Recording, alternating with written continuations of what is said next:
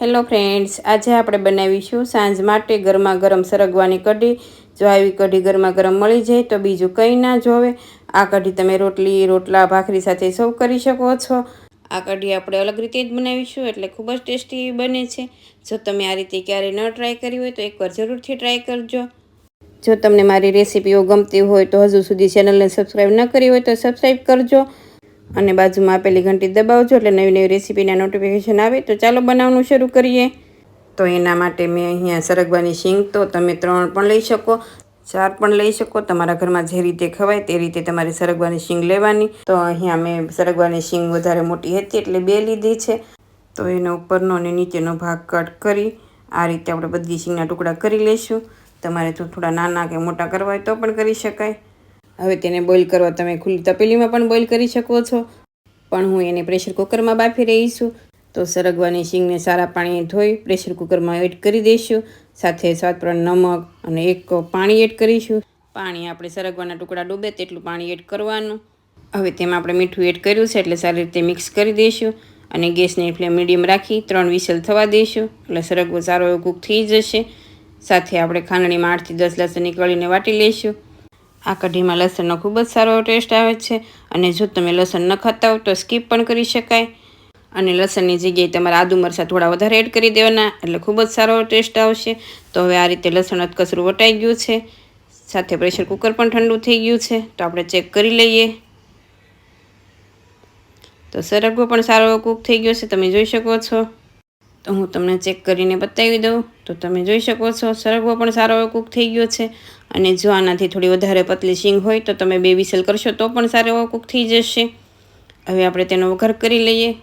તો પેનમાં મોટી 3 સ્પૂન તેલ એડ કરી તેલ ગરમ થાય એટલે તેમાં 1/2 સ્પૂન રાઈ, સાથે 1/2 સ્પૂન જીરું, રાઈ જીરું તતડવા લાગે એટલે તેમાં 1 પિંચ જેટલી હિંગ એડ કરીશું।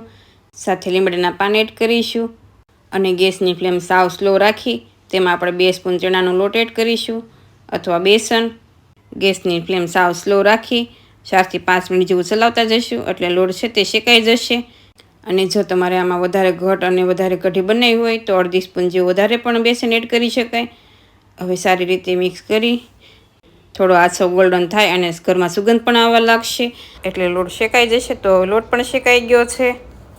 તો હવે તેમાં આપણે લસણ વાટેલું હતું તે એડ કરીશું, સાથે આદુ મરચાંની પેસ્ટ એડ કરીશું। આદુ મરચાં તમારે તીખાશ પ્રમાણે જોવે તે પ્રમાણે એડ કરવાના। હવે બધું 1 મિનિટ જેવું સાતળશું એટલે લસણની કસાશ છે તે દૂર થઈ જશે। હવે તેમાં આપણે 1 કપ છાશ એડ કરીશું અને ગેસની ફ્લેમ સ્લો જ રાખીશું।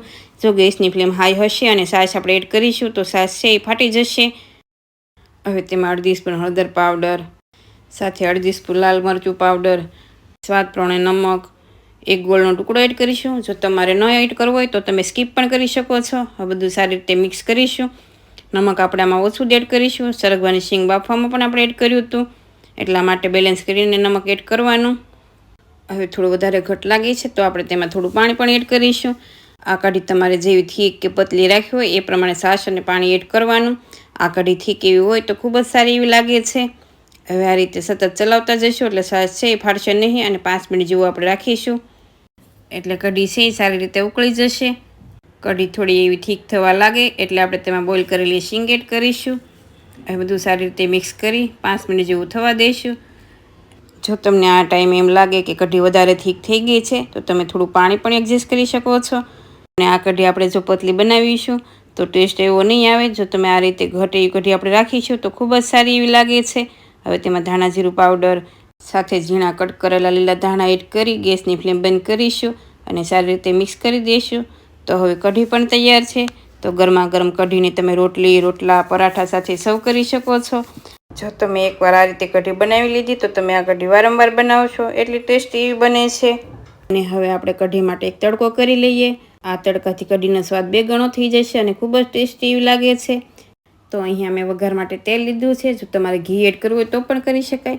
અહીંયા મેં તેલ ગરમ કરીને લીધું છે। હવે તેમાં 8 થી 10 લસણની કળીના ટુકડા, લસણની કળીનો થોડો કલર બદલાઈ જાય અને થોડી સતળાઈ જાય એટલે તેમાં આપણે 1 પિંચ જેટલું કાશ્મીરી મરચું એડ કરીશું અને હવે સારી રીતે મિક્સ કરી કઢી ઉપર એડ કરીશું। અને જો તમે લસણ ન ખાતા હોય તો આ વઘાર સ્કીપ કરી દેવાનો તો આ સરગવાની કઢી તમે રોટલા, રોટલી, ભાખરી કે ખીચડી સાથે સર્વ કરી શકો છો.